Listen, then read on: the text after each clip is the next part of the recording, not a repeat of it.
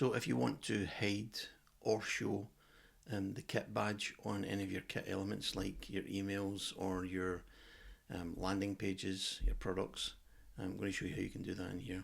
So I'm going to head for the Grow menu, landing pages and forms. I'm going to pick a landing page just at random here, and then you can see down at the bottom here it's got this built with kit badge.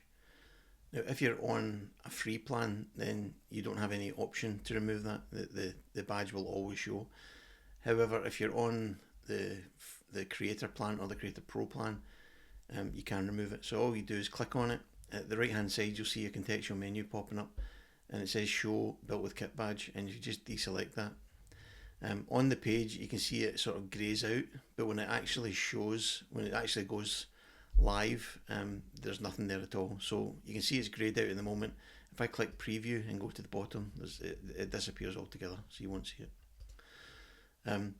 So anywhere, whichever element you have inside kit that's showing the badge, if you just click on the badge, then this contextual checkbox will pop up on the right hand side. And like I say, if you're on a paid plan, then you can choose to remove it. If you choose to show your kit badge and someone should come along and click on it, if you register yourself as an affiliate of kit and someone clicks on that and ultimately ends up buying a kit plan, then you'll get rewarded through the affiliate program for that. So it's an option for you if you want to set that up. So that's how to either enable or disable the kit badge on all your kit elements.